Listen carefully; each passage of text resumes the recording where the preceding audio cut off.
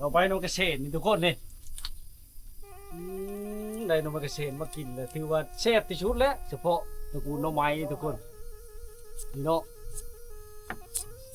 ไอ้เด้อเพื่อสิใบได้ดูนึงมีแม่นง่ายจนเมื่อยใบพุ่นแหละมีดกระถือมือนี่จะสิถือมือปลาใบผู้เดียวนี่พี่น้องอันนี้เป็นชิ้นส่วนระเบิดแต่สมัยสงครามเนาะค่ำนี่เขาเอาควายเขาเคาะเลยทุกคนเนาะ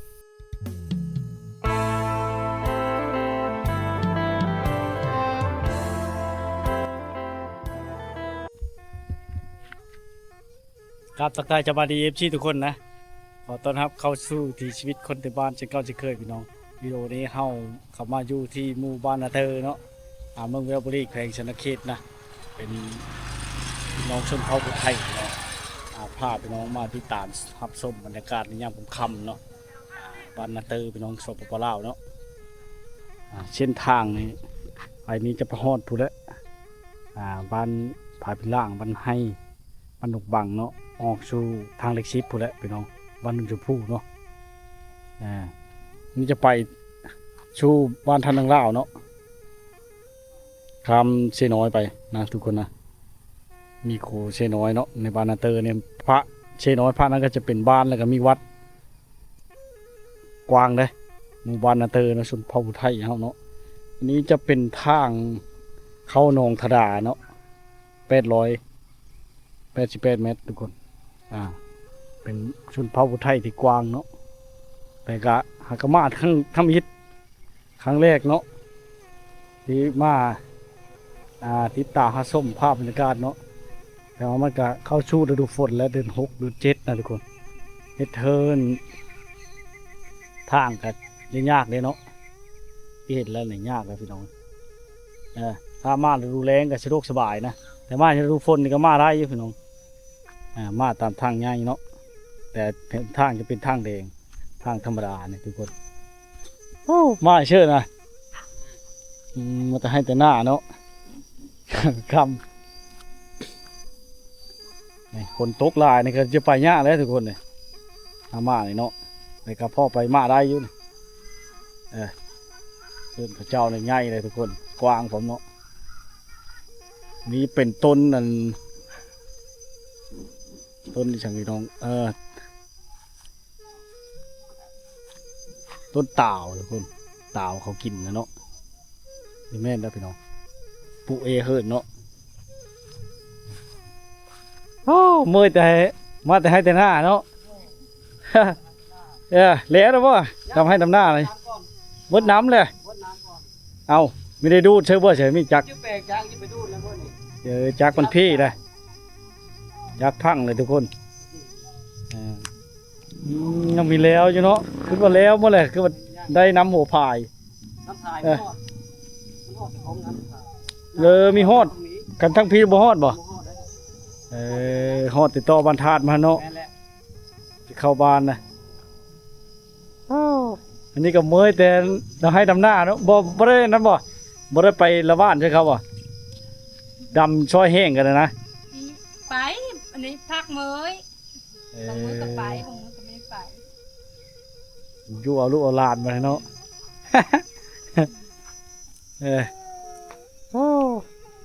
ยามนี้ยามหน้าแล้วเมยก็มูผู้ไทยเขาในเฮ็ดหน้าเป็นหลักเจ้าเมยแห้งยามกับค่ำทุกคนเนาะเว้าเลยกว้างเลยหมู่บ้านนาเตอร์นี่ผู้ไทยแท้เลยพี่น้องบ้านนาเตอร์บ้านธาตุบ้านนายมเนาะบ้านนาเอะหรือว่าเกียวประชูพุ่นแหละทุกคนเกียวประชูบ้านเกวิไลเนาะชนเผ่าผู้ไทยหลายเขตจุดชุมว่างๆเนี่ยนี่โซนพักเขาเจ้าเนาะเพราะว่ามันไกลจากตัวเมืองทุกคนเป็นหมู่บ้านชนบทแต่ว่าเพื่อนเขาเจ้านี่หลายใหญ่คนเล็บตายแค่น้อยตัวนี้อันนี้เป็นซอยเข้าบ้านถ้าเข้าบ้านเขาเนาะมันหลายซอยเลยทุกคนเฮ็ดเธอเป็นการมีการปลูกแปลงอยู่แต่มันต่ำเนาะเฮ็ดให้น้ำอ้างหลายต้นเหย้าเฮ็ดโหนี่เนาะเฮ็ดโหลายฟ้าลาปีมันจะขึ้นเนาะถ้าตัดลงไปเสียมดีกะหลายทุกคน รถไถเขาใช้ประจำได้ทุกคนแถวนี้เนาะเพื่อการลากแก้ทุกคน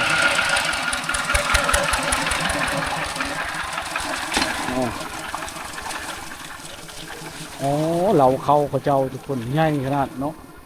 แต่ว่าเหลาเขานี่จะเฮ็ดแต่โดดๆเลยนะทุกคนเบิ่งริมมันเนาะแต่สมัยดั้งเดิมหมู่บ้านทุกคนตามมาเรียบร้อยเนาะใช้รีตามเรียบร้อยมีเข่งพร้อมทางลุ่มก็เป็นข้อใกล้เนาะถ้าเราชดลายจะมีเราเนี่ยจะมีชาตินะทุกคนเนี่ยแต่นี่สะดวกสบายเยอะเขาเฮ็ดขั้นใดเฮ้ยเรียบร้อยเนี่ยโอ้เตอะหน้าเขาคือจะกว้างขนาดทุกคนเนาะชดลายเนี่ยเฮ็ดนี้จะได้ห้องน้ำเนาะกดเลยยำคำยำแรกเนาะนี่เป็นเฮิร์นไม้ดังเดิมพี่น้องโอ้กระอักชื่อพายนี่ทุกคนตำกี้ตำฮูกเนาะนี่เนาะนี่กี้ตำฮูกตำเพยำฮอดยำลงหน้าบ่ค่อยมีเวลาน้องบริตำเนาะแล้วบ่ให้หน้าตะกาพูดแล้วแหละก็แล้วแหละเนาะจ้ะผู้แล้วผู้ยากนั่งพักผ่อนเนาะทำมาเลยนั่งพักผ่อนก็เฝ้าเอิ้นเอาลูกเอาหลานเนาะเป็นทุกโพมใช่ให้ลูกให้หลานนี่ดอกคุดนี่เวลายามวันชินวันพระเนาะเขาจะบูชาพระหรือว่าบูชานั่นเนาะเพราะว่าพี่น้องชนเผ่าพุทธไทยเขาถือศาสนาพุทธพี่น้องมีวัดพอเนาะมาเที่ยวไปเช้าเนี่ยไปเช้าพี่น้องโอ้ยนกไม้บานกลางป่าโซนเขาเจ้านี่พี่น้องโอ้ยาวกว้างเนาะบ้านนี่พี่น้องเลยยังไม่ได้ถามเขารายละเอียดเนาะจะคือสีกว้างขนาดนั้นทุกคนนะยาวไปเขาทุกเลยเนาะจากชุดหรือบ่เลยทุกคนเลยเพราะมันค่ำนั่นแหละเนาะโอ้กว้างสมควรเลยทุกคนเลยเนาะ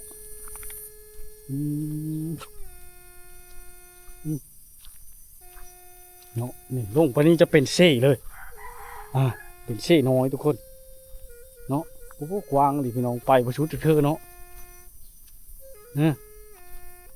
วางไปสมควรวานพี่น้องโอ้โหจักหลังคาเลยเนาะนี่กว้างขนาดบานหน้าเตอโอ้เฮิร์นหลังนี่พี่น้องเป็นเฮิร์นแบบดังเดิมเนาะผาไม้ขั้นใดกับสมัยตะกี้พอได้ทุกคนเข่งนี่ยังเป็นเข่งไม้ทุกคนนี่เพาะโดยริมเนาะเพราะโดยแซมโดยริมเนาะนี่เลยเป็นเฮิร์นเก่าทรงผู้ห่านไม้ก็จะเอาขวานเอาในเนาะเสานี่นะเสาไม้จะเอาขวานพระเนาะแต่ยังมีไถควายตะกี้พี่น้องใส่ข้อควายเนาะโอ้เฮิร์นทรงผู้ห่านแท้ๆได้ทุกคนเนาะปาดกว้างเป็นน้องบุชุดจากเธอเนาะน้องเอ้ยยุดจากเธอเนาะกว้างขนาดปานนี่โอ้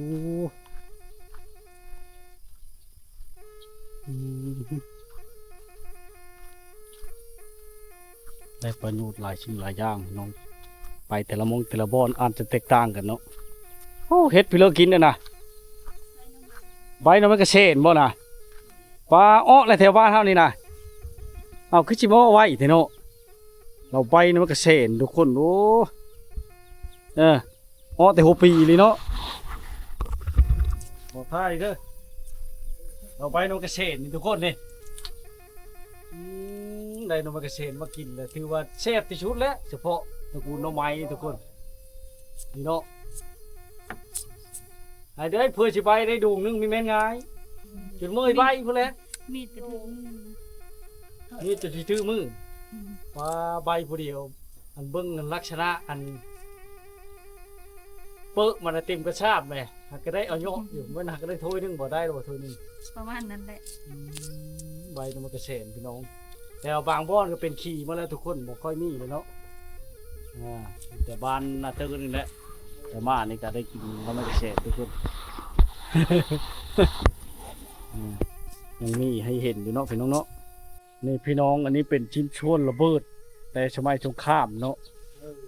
เพิ่นกับมาน้ำใช้เป็นประโยชน์ได้แต่ชีกชา50 ปีตะกี้เนาะ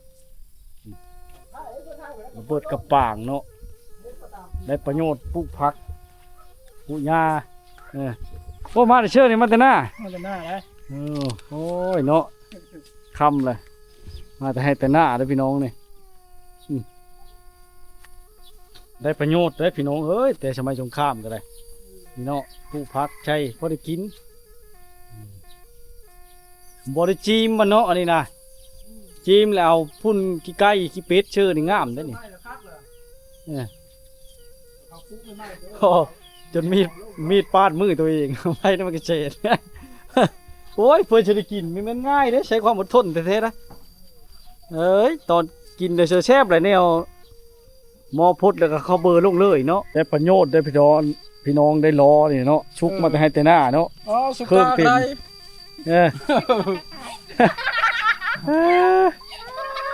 ผู้สาวค่ะ พี่ช้างเลยถ้าเกิดป๊บมันเว้นมันค่ำเลย ปุ๊บกองเลยเหรอ มาน้อยกับพี่น้องเลยย่ามแรงๆเนาะมันจะกาดกับมันจะมืดเลยทุกคนเลยโอ้ย่ำให้ย่ำหน้าเลยเนาะ โอ้ยมีคนบาง ยากเลยถูกเสาเพิ่นพระเจ้านั่นเป็นเสาที่ตะกี้ดั้งเดิมเลยพี่น้องทุกคน ไม่ได้ใส่ อาศัยควานอาศัยนั้นกระทะนี่เนาะเห็นบอกใช้ลีมใช้อย่างนี้ทุกคนเลยถือว่าทนทานขนาดเนาะหาเบิ่งได้ยากเลยทุกคนเดี๋ยวนี้เฮ้ยเราเข้าเขาเจ้าแต่เราใหญ่ๆแต่ว่าแป๊กแต่ว่าบ่จะเห็นชัดเนาะบ้านนี่เนาะเขาเจ้าจะเลงอยู่ในเดินนะมันจะมีเดินทุกคนจักหลังคาบ่บ้านนี่นะ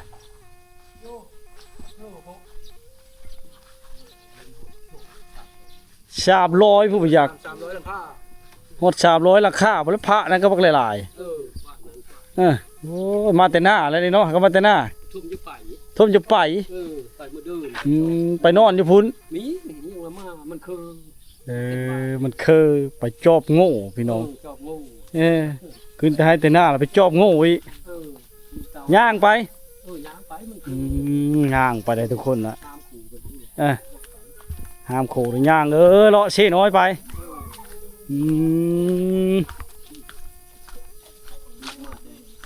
หน้าแหละไป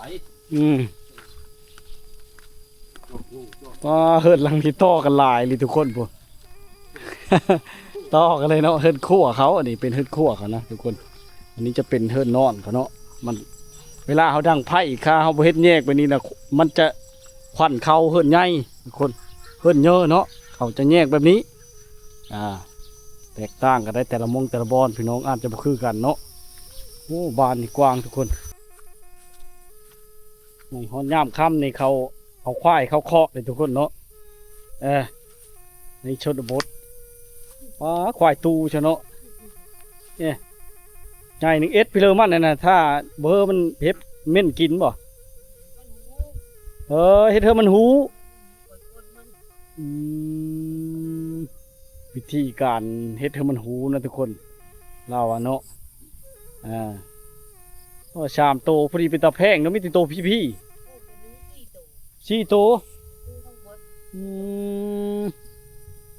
ควายตูทุกคนเราบ่ายในบ่ายสาเหตุบ่ายเยอะมันหูเนาะเก่าก้นมันเนี่ย เฮอมันหูทุกคนแล้วก็เอาเกลือให้มันกินพร้อมเนี่ยแห้งเต็กมันติดพี่น้องน้ำเลยนี่มาก็มันแพงเจ้าของมันมาน้ำทุกคนเลยมาก็ได้เอาค่อยตู้จากนั้นดีก่อนนี่แหละยามค่ำวันนี้เขาจะไล่ควายเขาคอกทุกคนเลยเนาะเราไปเอาตัวนั้นอีกเนี่ยทุกคนเลยควายมีตัวพี่ๆเนาะโอ้ยพี่น้องมาแต่ให้แต่หน้าเลยก็มาพุไว้เฮ็ดแรงพี่น้องอันนี้จะเป็นโคข้ามชีน้อยนะทุกคนเนาะชองพระชีนี่จะโอ้ อ้เก่งเลยครับรถที่ไฟฟ้านะพี่น้องของพระเช่นี่จะเป็นบ้านนาเธอนะทุกคนพระนั่นก็มีพระนี่ก็มีเนาะนี่ทำเช่บักงามทุกคนเลยทำเช่บักงามนี่เนาะไหลจนๆพี่น้องสายเช่น้อยเนาะแล้วก็ผู้สาวมาแต่หน้านะทุกคนเนาะโอ้มาแต่หน้าบ่ย่างมาแต่หน้าในกันแล้วนะสิแล้วบ่แล้วโอ้มีแห้งแล้วเลยเนาะ บางคนก็แล้วเลยนะพี่น้องนำให้นำหน้าเนาะออกไปนี่จะเป็นภูเขาเลยทุกคนเนาะบ้านเขามีสองภาคข้างเลยบ้านนันเตอร์นี่พี่น้องนั่นจะเป็นวัดมียาคู่อยู่พี่น้องเป็นแม่นวัดสินบ่มีตำของทุ่งๆเนาะ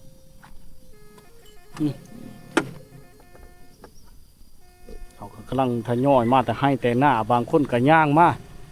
บางคนก็ขี่รถพี่น้องอีกตามความสะดวกของเพื่อมันเนาะนี่แหละวิถีชีวิตชนบทเขตนี่พี่น้องเผ่าพุทธไทยในหลังเฮิร์ดมันก็จะง่ายเราได้พี่น้องแตกต่างกันเนาะอันนี้จะเป็นวัดอยู่บ้านนาเตอร์นะแต่ก็บ่ฮู้ว่าวัดอย่างทุกคน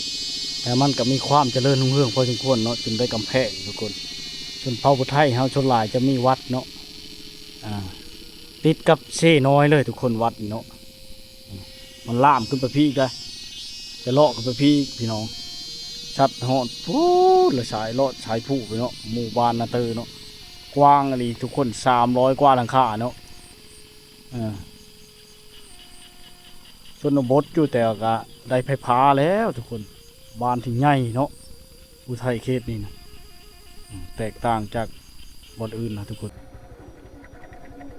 บ้านนาเตอร์นี่โอ้ยชนทางเหนือจะเป็นออกนี่มันจะเป็นภูเขาทุกคนเนาะข้างนี้จะเป็นทุ่งนาข้างนี้จะเป็นทุ่งนาเนาะยาวขึ้นไปพี่น้องกว้างเลยบ้านนี่พี่น้องนี่เนาะตั้งอยู่แคมป์ภูเขาตั้งอยู่แคมป์ผาบุญเนาะเป็นหานขาเล็กๆนี่พี่น้องอะไรกายบ้างกายเนาะแวะมาพุทธูนพี่น้องเนาะน้ำเย็นๆน้ำพุทธขายน้ำเย็นน้ำปั้นเนาะวิวน้ำหลายทุกคนยามค่ำเลยน้องพระนี่เป็นตรงหน้าเลยอันนี้ก็เป็นผาเนาะอันนี้เขาเรียกว่าผาบุญเนาะผาบุญนี่ถ้ำผาบุญนะสมัยตะกี้นี่โอ้ยเขาจะเนาะ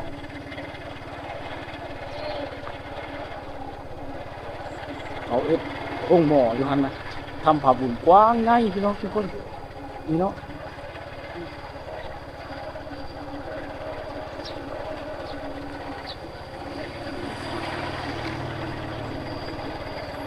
เห็นไปดูนะโอ้ยางมืดจะหน้าเลยเนาะข้ามเลยพี่น้องทุกชุดบ้านเขาเนาะพี่ทุกคนเงาขนาดบ้านพระเจ้าเลยเนาะผ่าไปเลยทุกคนเนาะ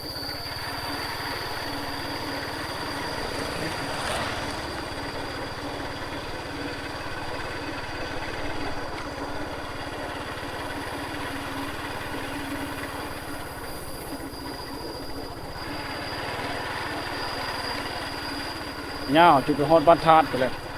น้องเลย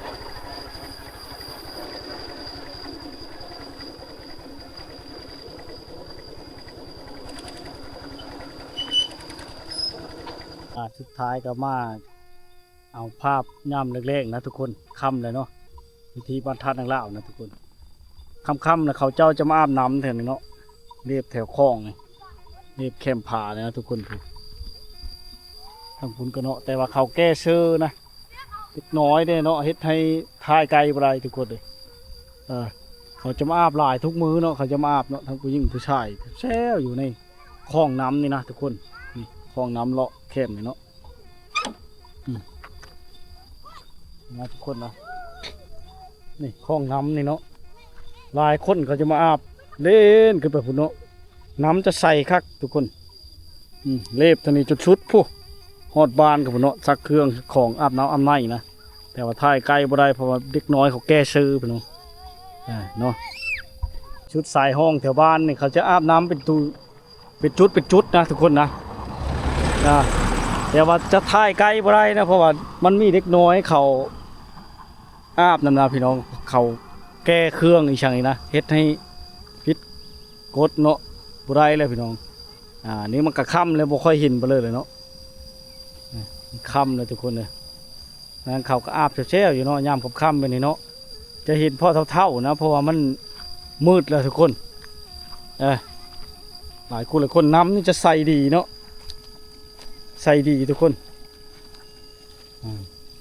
ว่ามันค่ำแล้วพอจะเห็นเท่าๆเนาะทุกคนเนาะเฮ็ดให้ภาพจะบ่ชัดเจนไปเลยเนาะพอมาฮอดบรรทัดนี่มันก็ค่ำเลยนะวิวงามเลยทุกคนเพราะมันเป็นเลฟแคมผาเนาะมาเห็นลี่อาบน้ำนะเต้ในกินเล้งได้ไม่ได้เชื่อเนี่ยช้อนเอาอยู่นี่บ่ นี่ได้ ฮะ เก็บมาแต่หน้า เก็บมาแต่หน้าแล้วมาเลอะอยู่นี่ อืม เราเก็บมาแต่หน้าบ่พี่น้องเก็บหอยเอามาแล้วต้มเอาโหมันเนาะตำเชื่อมะฮุ่งเนาะเชฟเลยตำเชื่อกระปุนสบายเนาะน้ำบานจะนี่สะดวกสบายเลยไล่ตลอดจะชี้ชั่วโมงเราได้หอยมาแต่หน้าทุกคน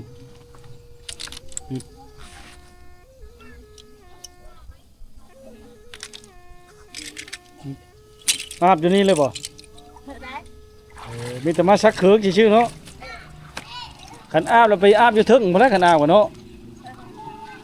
เขาอาบจะแช่อยู่ทึ่งพุ่นน่ะว่าเขาอาบจะแช่อยู่ทึ่งพุ่นน่ะอยู่พระชนบานพุ่นน่ะนะเขาล้างหอยทุกคน